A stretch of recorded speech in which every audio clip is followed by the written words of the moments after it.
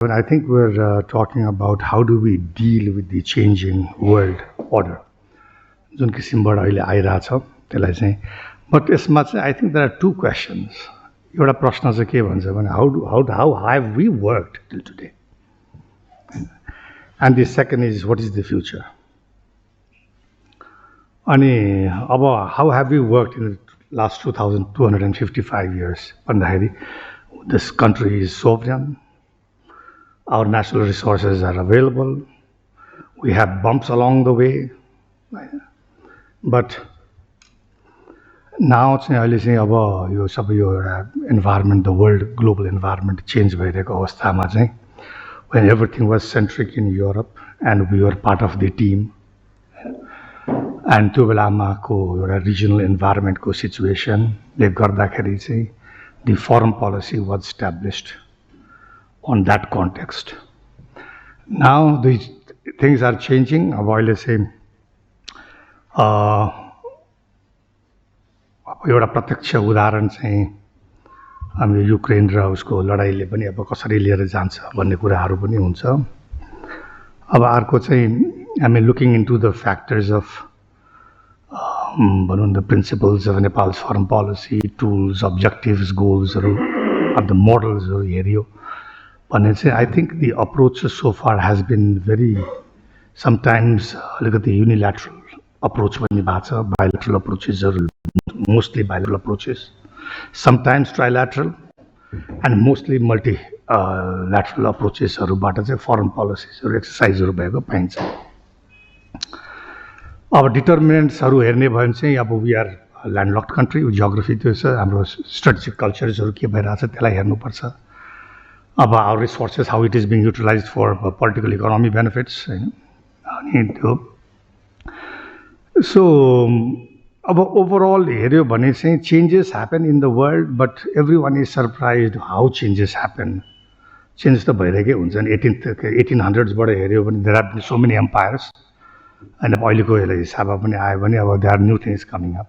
And that new thing is going to derive how Nepal is going to exercise its foreign policy in the future.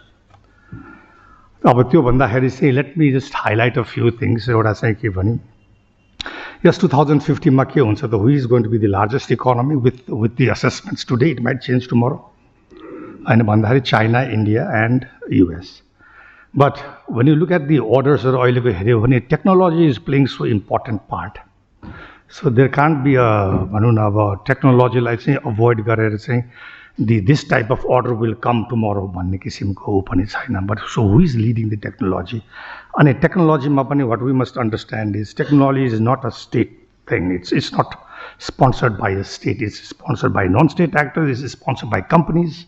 So there is influence by everyone on how the technology order is going to come in the future. Second is the security order, or the order is also going to be different. Will the powers, will they still be able to compete with the United States on the security order even in 2050? अर्को चाहिँ अब is coming the economic order होइन. जस्तो हामीले कुराकानी इकोनोमी भन्दाखेरि चाहिँ now we are going to see a world that is going to have different orders. Is not going to be one order. I mean trying to see everything भनेपछि त्यो different अर्डर्समा चाहिँ हामीले अब यो 3 फ्याक्टर्सलाई एउटा ग्लोबल फ्याक्टर्सलाई हेऱ्यो गरेर त्यसपछि रिजनल फ्याक्टर्स र हाम्रो डोमेस्टिक इस्युजहरूलाई हेऱ्यो भने चाहिँ then how do we go about it भन्ने कुरामा अब रिजनलमा हेऱ्यो भने चाहिँ अब both China and India is rising. अब they are doing well and भनौँ न अहिलेको वेस्टर्न र इस्टर्न उसमा र ग्लोबल साउथमा सबै हेऱ्यो भने पनि अब they are playing a important role. Both of them are trying to take leads. International अर्गनाइजेसन्सहरूले आफ्नो आफ्नो एउटा प्लेटफर्म र पोजिसनिङ्सहरू गरेर आइरहेको छ. त्यो छ. अब त्यो हिसाबमा चाहिँ अब the Himalayas plays a very important part. whether right from the Karakoram rangeदेखि लिएर बर्माको बोर्डरसम्म हेऱ्यो भने it plays a very important part. How China is playing that geostrategically त्यसलाई पनि हेर्नुपर्छ. What is it doing in the east भन्दाखेरि with the far east, central र westमा सबै चिज हेऱ्यो भने how is it trying to go to the Bay of Bengal into the Indian Ocean, trying to find an alternative भन्दाखेरि South Asia is turning into a bridge for China. As far as India is concerned, India is उनीहरूको आफ्नो traditional architecture, security architecture, they don't want to change that. At the same time, United States को पनि अब competitor हिसाबले हेर्दाखेरि अब हु is along the Himalayas भन्ने कुरा पनि उनीहरूलाई पहिलाभन्दा अलिकति इम्पोर्टेन्ट हुनु स्वाभाविकै हो. सो अब अर्को चाहिँ के छ भने अब डोमेस्टिक इन्भाइरोमेन्टमा हेऱ्यो भने चाहिँ हामीले वाट डु वी सी. अब अहिले भर्खर अहिले 2-4 जना हाम्रो म्यानेजरहरू बोल्दै हेर्दाखेरि चाहिँ I think there is nothing going correct. Whether it's economic policies, whether it's diplomacy, whether it's the political instability. Let's not, I mean, I don't think we have to go into all the details of what are the challenges of Nepal's national security. I think it's a different chapter. अब हामीले चाहिँ example foreign पोलिसीको हेऱ्यो भने चाहिँ let us look at अहिलेको कन्टेक्स्टमा how other countries are exercising, particularly the landlocked countries-हरु भन्यो भने एउटा Mongolia is a good example, which stays like between Russia and China, and the policy they adopt is neutrality ko hisabma jancha. But what is neutrality today? Probably they might also change. We might also have to change. But one interesting thing they have is they called it the third neighborhood policy.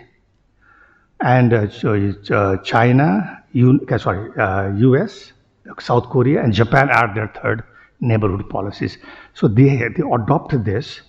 And if you see how they're growing economically and how their positions in the international dynamics, they're doing pretty well.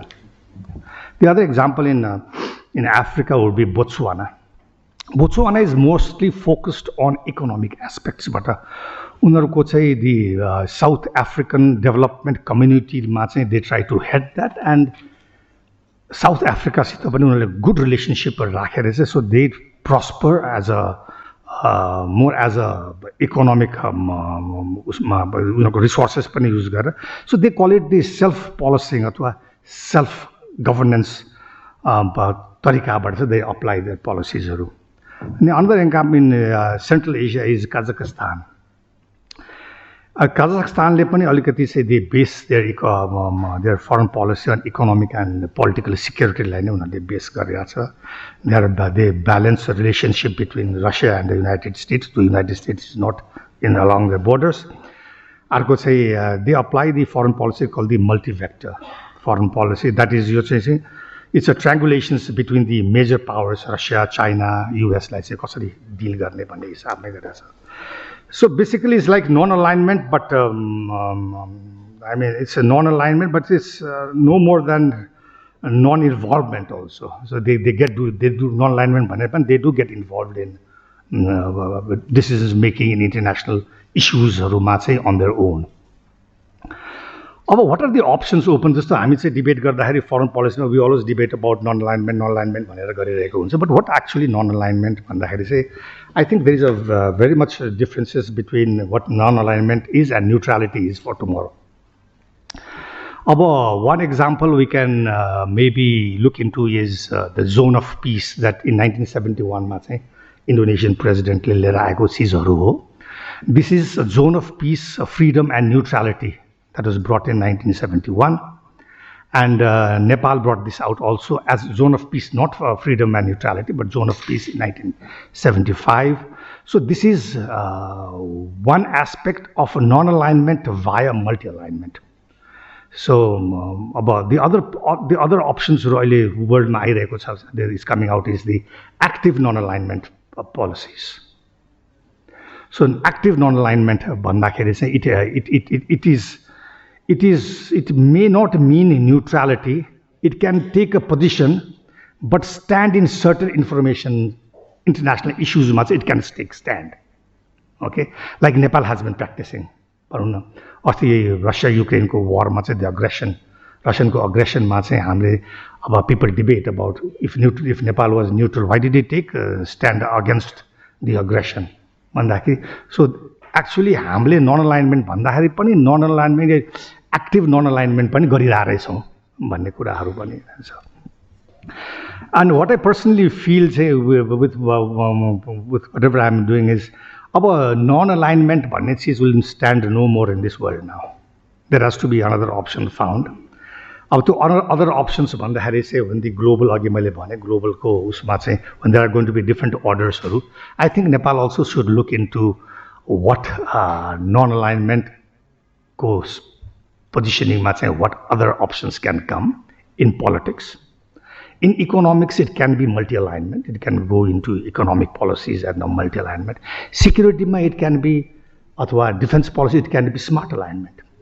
So I think त्यो हिसाबबाट चाहिँ हामीले just focused on one भन्दाखेरि पनि अहिलेको changing context र regional aspectलाई हेरेर चाहिँ त्यो हिसाबबाट गयो भने चाहिँ र त्यसलाई हामीले as a national policy को हिसाबमा not as a political parties policies or not as individual who chairs the ministries को policy हैन कि so it becomes a national policy so that and हाम्रो democratic practices these things are all on the table so I don't think there is too much hesitation as long as we are clear on how do we want so मेरो suggestion चाहिँ I think the next foreign policy that we'll have to adopt it will have to come and it has to be based on how the global trends is going to be and how the regional complex is going to be and we lie at the center of the Himalayas an important place for China and India both किनभने उताको eastern central बाट उता हेर्यो भने it is either in control of China or India यतापट्टि हेर्यो भने either is in control of China or India and this is between Nepal Bhutan Sikkim अब the अहिलेको seven sisters हरूलाई हेर्यो भने चाहिँ अलिकति these are places where there are complexities and I think we should अलिकति अगाडि राम्रो सोचेर बढ्नुपर्छ जस्तो लाग्छ थ्यांक यू